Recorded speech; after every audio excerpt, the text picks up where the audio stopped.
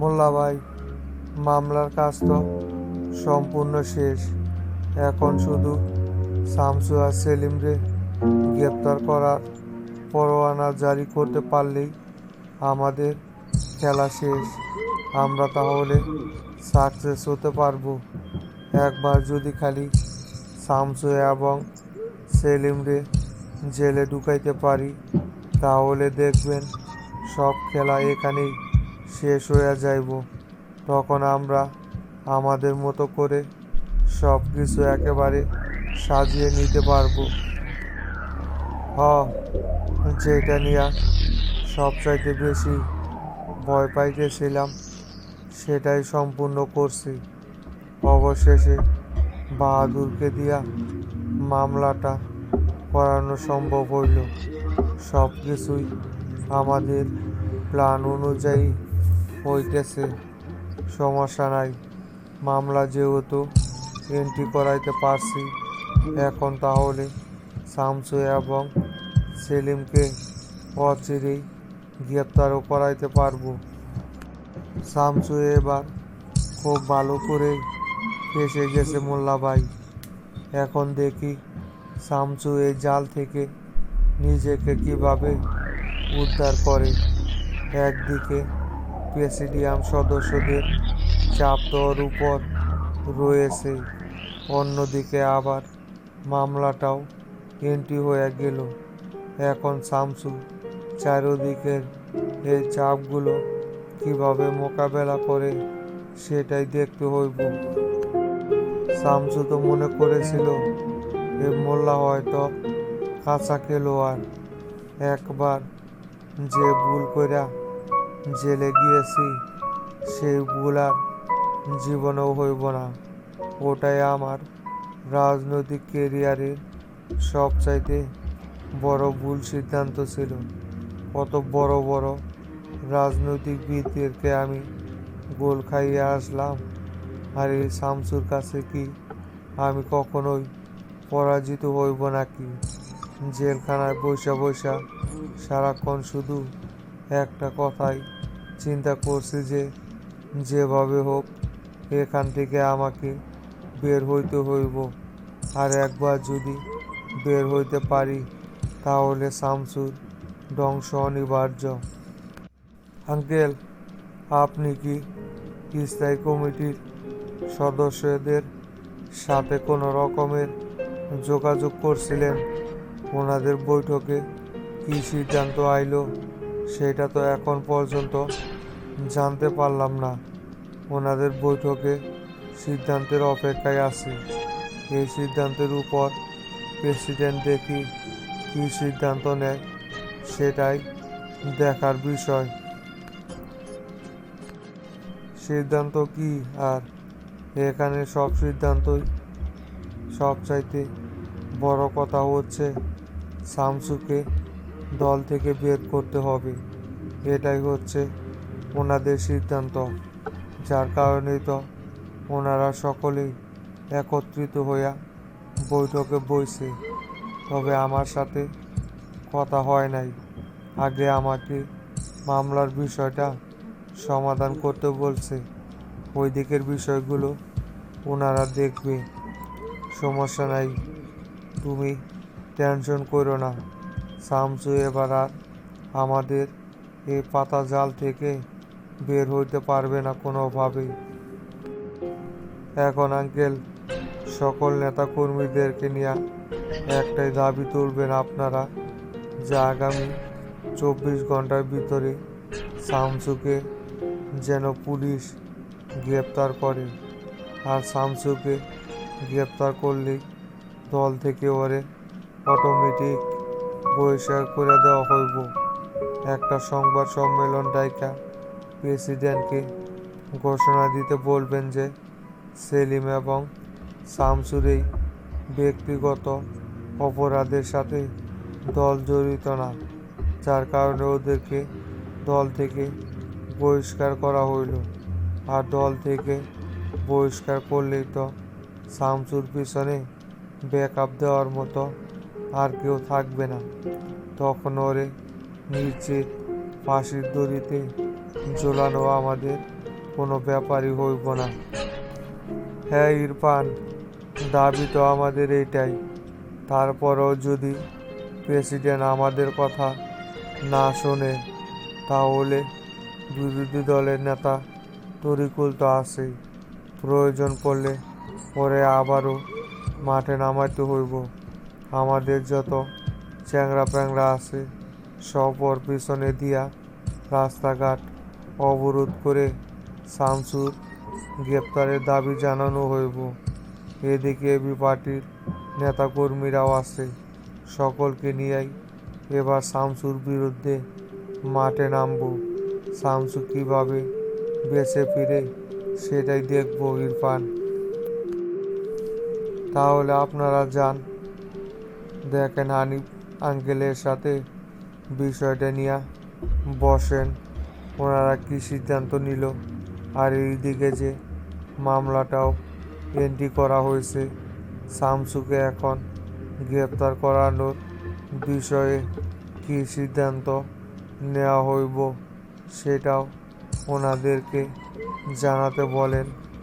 দেখেন ওনাদের সাথে আলোচনা করে। হয় ইরফান, সমস্যা নাই, এখন আমরা বের হইব। আর তুমি এইদিকে বাহাদুরের দিকে নজর রাখো, যাতে করে বাহাদুরকে পুলিশ কোনোভাবেই খুঁজে না পায়।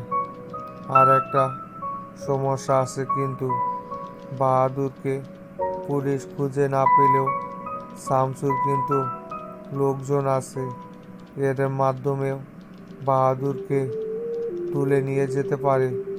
বাহাদুর যেন আপাতত আমাদের হাতছাড়া না হয়, সেই দিকে নজর রাখো তুমি। না না আঙ্কেল, কি যে বলেন না, বাহাদুরকে এমন জায়গায় লুকিয়ে রাখছি, শামসু কেন, সারা দুনিয়ার ফোর্সও যদি একযোগে খুঁজে বেড়ায় কখনোই শামসু ভাই ওরে খুঁজে বের করতে পারবে না। এ ব্যাপারে আপনি নিশ্চিত থাকতে পারেন। আমি তাহলে এখন আসি, ওইদিকে কি সিদ্ধান্ত হয় সেটা আমারে বললেন। কি হয়েছে সেলিম ভাই? কে ফোন দিয়েছিল? কিসের মামলার কথা বলতেছে? কি আর হইব শামসু, যে বিষয়টা নিয়ে ভয় পাইতেছিলাম সেটাই ঘটছে। বাহাদুর নাকি আমাদের নামে রমনা থানায় মামলা করে আইছে। একটু আগে লিয়াকত ফোন দিয়া সেই কথাই জানাইলো, আর আমাদের নামে মামলা করছে। তোমার 1 নাম্বার আসামি আর আমারে 2 নাম্বার, আর ডিবি প্রধান পরে 3 নাম্বার আসামি কইরা আর অজ্ঞাত কিছু নামে মামলাগুলো করা হয়েছে। মামলা করবে না তো ওরা কি হাত গুটিয়ে বসে থাকবে নাকি? আপনাদের যে অগ্রগতি, এতে করে এরকম একটা পরিস্থিতি তৈরি হওয়ার যে হবে সেটাই সবচাইতে বড় সম্ভাবনা ছিল। 48 ঘন্টা পার হয়ে গেল, অথচ আপনারা বাহাদুরকে গ্রেপ্তার করতে পারলেন না। বাহাদুরকে যদি আমাদের আয়ত্তে নিয়ে আসা পড়তাম তাহলে ওরা কি আর এই ষড়যন্ত্ররা করতে পারত, যেখানে আমাদের প্রতিপক্ষরা সারাক্ষণ আমাদেরকে বিপদে ফেলানোর জন্য উঠ পেতে বসে থাকে। সেইখানে আপনাদের এইরকম বিলাটমি আমার একদম পছন্দ হইল না সেলিম ভাই। যার কারণেই বলছিলাম আমি পরে তাড়াতাড়ি পুলিশ হেফাজতে নেন। স্যার, এটা কিভাবে হয়? আমি তো প্রত্যেকটা জায়গায় সকলকে নিষেধ করে দিছি যে বাহাদুরের যেন কোনো মামলা এন্ট্রি না করে, তারপরেও আমার নির্দেশ অমান্য করে কোন থানায় কে এই মামলাটা এন্ট্রি করলো স্যার, সে সম্পর্কে কি কোনো কিছু জানতে পারছেন? কার হাত দিয়া এই মামলাটা এন্ট্রি হইল? তুমি নিষেধ করলে কি হইব সম্রাট? প্রশাসনের ভিতরে তো ওদেরও লোক আছে। এটা উপর মহল থেকে নির্দেশনা আইছে। আমি স্বরাষ্ট্রমন্ত্রী রানিং থাকা অবস্থায় আমার নামে শামসুর নামে মামলা হয়ে গেল। এটা কি তুমি ছোটোখাটো কোনো বিষয় বইলা মনে করতেছ? এটা অনেক বড় গ্যাংয়ের খেলা সম্রাট। এই মামলাটা এন্ট্রি করছে রমনা থানার এডিসি কামরুল। কামরুল তো বরাবরই ওদের হয়েই কাজ করে আসে, তাই কামরুলকে দিয়াই ওরা এই মামলাটা এন্ট্রি করাইছে। যতই ওদের লোক থাকুক না কেন স্যার, এখানে আপনি স্বরাষ্ট্রমন্ত্রী স্বয়ং নিজে যে বিষয়টা নিষেধ করছেন, সেই বিষয়টা নিয়ে ওরা কিভাবে মামলা এন্ট্রি করে? নাকি এইখানে প্রেসিডেন্টেরও কোনো ইন্ধন আছে? আমার তো সেই রকমই মনে হইতেছে স্যার। সরাসরি প্রেসিডেন্ট যদি এখানে হস্তক্ষেপ না করে, তাহলে এডিসি কামরুলের কিভাবে এত সাহস হয় আপনার নামে এবং শামসুর নামে মামলা এন্ট্রি করার? এখনই আমি এডিসি কামরুলের বিরুদ্ধে ব্যবস্থা নিতেছি স্যার। এখন আর আজাইরা তোমাকে এই বিষয়টা নিয়ে কোনো রকমের ঝামেলা তৈরি করতে হইব না। বিষয়টা এখন শামসু আর আমি হ্যান্ডেল করবনি সম্রাট। তোমাকে আর এই বিষয়টা নিয়ে মাথা ঘামানোর কোনো প্রয়োজন নেই। তোমাকে যখন যে নির্দেশনা দিব, শুধু সেটা মেনটেন করে চইল। শামসু আর আমি দেখতেছি কি করা যায়। সম্রাট কিন্তু কথাটা একেবারে মন্দ বলে নাই সেলিম ভাই। এখানে প্রেসিডেন্টের হাত থাকাও স্বাভাবিক, কারণ ওরা প্রেসিডিয়াম সদস্যরা যেহেতু আমাদেরকে মাইনাস কইরা আজকে মিটিং করছে, আগে আমাদেরকে জানতে হইব যে ওরা মিটিংয়ে কী সিদ্ধান্ত নিল। আর প্রেসিডেন্টের সাথে এই বিষয়টা নিয়ে বসতে হইব। কার যুক্তিতে আর কার নির্দেশেই আমাদের নামে মামলা এন্ট্রি করা হইল, সেটা আগে আমাদের খুঁজে বের করতে হইব। তাহলে শামসু, এখন কি করতে চাইতেছ? তুমি কি এখন প্রেসিডেন্টের সাথে বিষয়টা নিয়ে বসতে চাইতেছ, নাকি প্রেসিডেন্টের কাছে বিষয়টা না পরিষ্কার করলে তো কোনো কিছুই বোঝা যাইব না যে স্থায়ী কমিটির সদস্যদের বৈঠক থেকে আমাদের বিরুদ্ধে কী সিদ্ধান্ত নেওয়া হইল? সেটা আগে আমাদের জানতে হইব। তারপর আমাদের পদক্ষেপ আমাদেরকে নিতে হইব। শামসু, ওরা কি মনে করছে ওরা কয়েকজন স্থায়ী কমিটির সদস্যরা আমাদের বিরুদ্ধে চলে গেলেই আমাদের ক্ষমতা ছেড়ে দিতে হইব? জনগণের ভোটে আমরা এমপি হয়ে সংসদে এসেছি, ওদের কথায় বের হইব এখানে আমাদেরও লোক আছে। হ্যাঁ সেলিম ভাই, আগে প্রেসিডেন্টেরকে বিষয়টা জানাই। ওরা যেহেতু সুস্থ ধারার রাজনীতি আমাদেরকে করতে দিব না, তাহলে দলের ভিতরে বিশৃঙ্খলা সৃষ্টি করতে হইব। ওরা যেমন গ্রুপিং করতেছে, তেমন আমাদের গ্রুপের নেতাকর্মীদেরকে নিয়েও আমরা আলাদাভাবে বৈঠক করব। প্রয়োজন পড়লে সকলকে নিয়ে আমরা আলাদাভাবে দল গঠন করব। সমস্যা নাই সেলিম ভাই, যে আসুক না কেন, এই শামসুর সামনে কেউই টিকতে পারবো না। আমার নামও শামসু, কথাটা ভালো করে মনে রাখেন সেলিম ভাই। এত সহজ না আমাকে এখান থেকে সরানো। তাইলে চাচা, জাহাঙ্গীরের বিষয়টা নিয়ে কি করতে চাইতেছেন এখন? আমার তো 100% মনে হইতেছে যে এইখানে শফিকেরই কারসাজি আছে। শফিকে দেখেন গা জাহাঙ্গীরে গুম করে রাখছে, কারণ এদের দ্বারা সব কিছুই সম্ভব।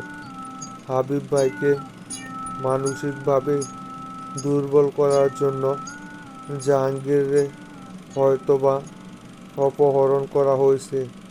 ওসিরে বইলা হাবিবের ভাই আর আপনি শফিকের বিরুদ্ধে শক্তপোক্ত একটা পদক্ষেপ নিতে বলেন।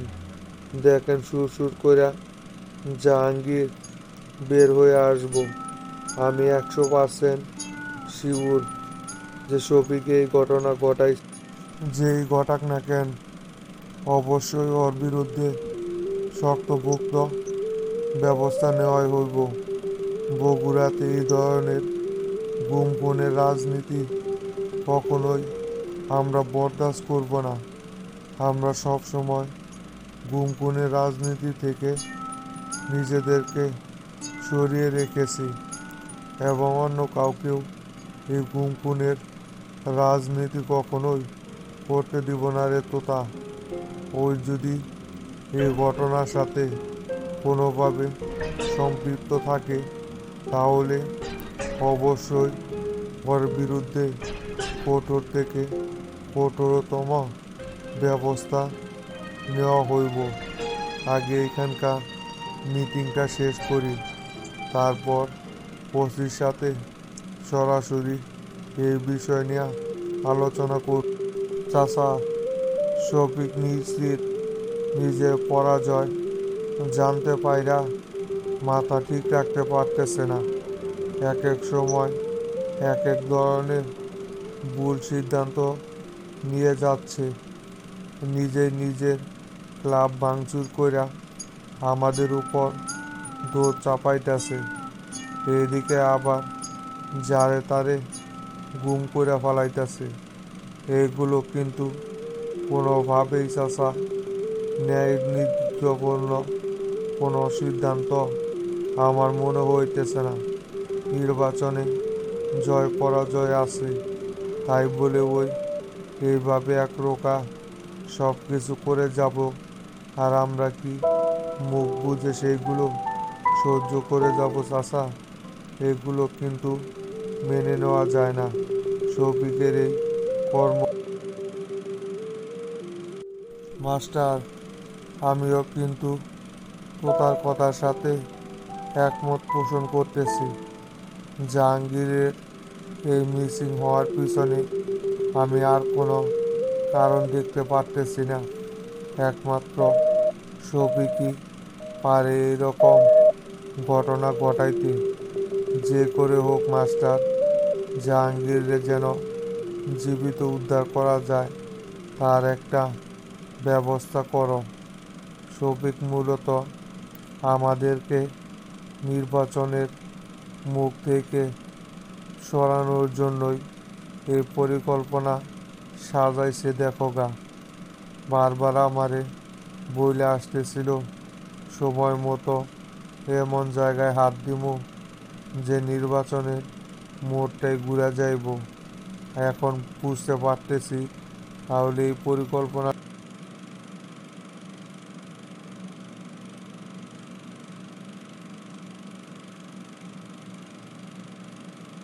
আচ্ছা ঠিক আছে তোতা, তাহলে এদিকে সামাল দিক, আমরা এই ফাঁকে ওসির সাথে বিষয়টা নিয়ে আলোচনা করে আসি।